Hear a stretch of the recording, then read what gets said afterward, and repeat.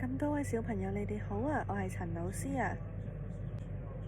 咁多位小朋友有冇發現最近嘅月亮有啲唔同啊？我聽到有啲小朋友話個月亮越嚟越大喎。咦？我都聽到有啲小朋友話上幾個星期嘅月亮係好似香蕉咁嘅喎。但小朋友知唔知道我哋過幾日會見到一個又大又圓嘅月亮啊？幾日係咩日子呢？冇錯啦，就係中秋節啦。咁陳老師呢，就想同你哋玩一個小遊戲，就考下你哋知唔知道中秋節可以做啲咩活動。咁陳老師會邀請咁多位小朋友去模仿小月兔，然後陳老師會問你哋問題，你哋呢就要扮小月兔咁樣去跳去你哋認為覺得啱嘅答案裏邊啦。咁多位小月兔，你哋準備好未呢？準備好，我哋一齊開始啦！嘿，咁多位小月兔準備好未呢？準備好，陳老師就開始問第一題啦。第一題就係我哋中秋節會食一種好特別嘅食物，佢係咩食物呢？佢係月餅啦，定還是食雪糕呢？陳老師數三秒鐘，咁多位小月兔就跳到你哋認為覺得啱嘅答案啦。3、2、1。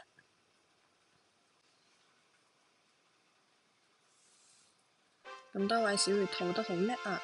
我哋中秋節嘅時候會食月餅，因為呢個月餅佢個圓形嘅外觀呢，佢就好似象徵住一個滿月，亦都代表住一家人一齊好開心、好和諧嘅意思。陳老師而家又再考下你哋第二題。好啦，之後考下你哋第二題咯喎。開始啦！咁多位小月兔知唔知道我哋中秋節通常會做啲咩嘅呢？我哋有啲咩習俗呢？賞月啊，定還是游泳啊，唱聖誕歌呢？我哋會拜月呢？數3、2、1就一齊跳咯喎。3秒鐘時間俾咁多位小月兔。3、2、1。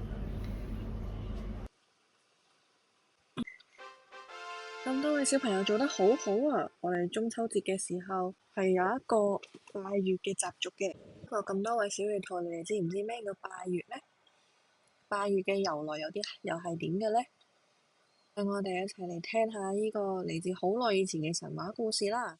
農夫播種後會等待秋天嘅收穫，為咗慶祝豐收，農夫會喺秋天第2個月農曆8月15日去祭拜月亮同埋土地公，所以呢一日就叫中秋節。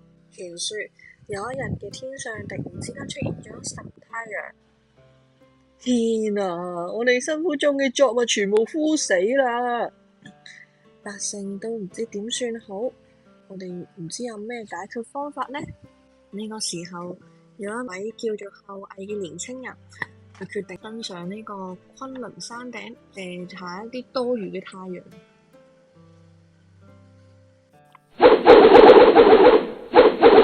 之後天上恢復咗一個太陽，后羿呢亦都受到百姓嘅愛戴，仲娶咗一位美嬌娘，佢叫嫦娥。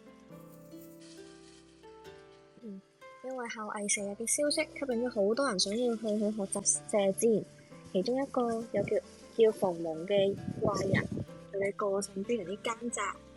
有一日，后羿喺崑崙山上遇到一位佢老朋友，佢就叫西王母。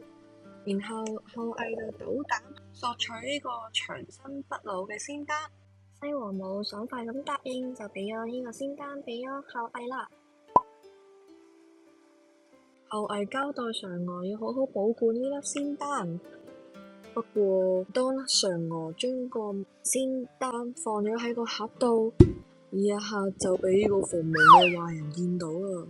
佢心懷不軌，佢想偷呢個長生不老嘅仙丹。逢蒙趁住大家出去打獵嘅時候，佢就逼呢個嫦娥交出呢個不老藥。嫦娥呢，佢就即刻將呢個藥放咗喺個口度，唔俾呢個衰人攞走。到佢哋一瞬間，佢就飛向咗月亮，成為咗神仙。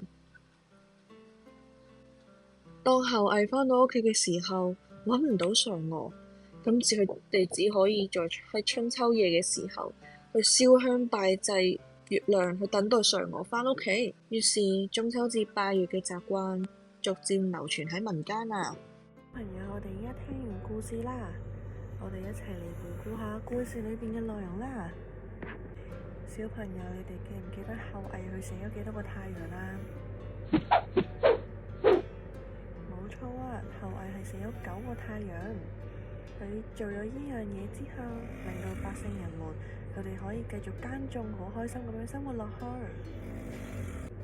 咁陳老師又考下大家，知唔知道王母娘娘佢俾咗后羿啲乜嘢啊？冇錯啦，王母娘娘佢俾咗后羿一種長生不老嘅仙丹。睇嚟小朋友你哋都好留心去聽故事喎。等陳老師考你哋最後一條問題先。你哋記唔記得點解嫦娥要食咗粒仙丹啊？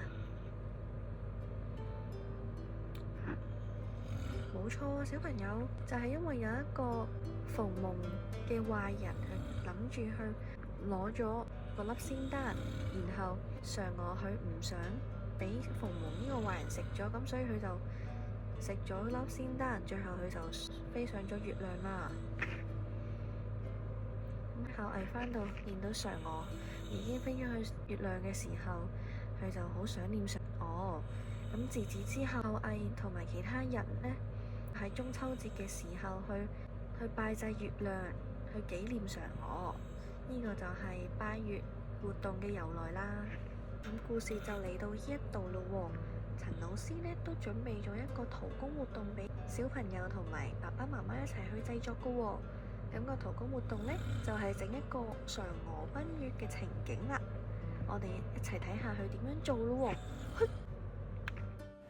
小朋友同家長可以拎返早前派發嘅嫦娥奔月陶工步驟紙同埋材料一齊整啦。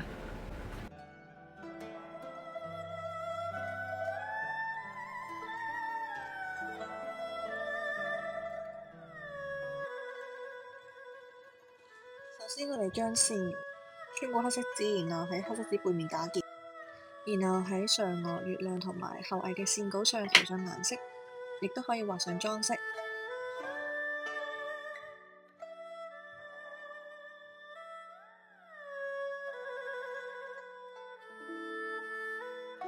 繪畫完成後就可以將線稿剪去。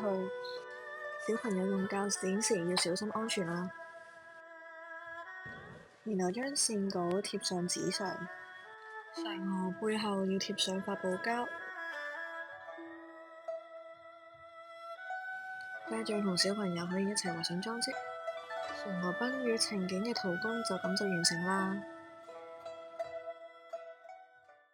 作品後，歡迎家長上傳同小朋友一齊製作嘅陶工影片同埋圖片到以下嘅 QR code 作一個回憶記錄。陳老師喺呢度祝大家中秋節快樂！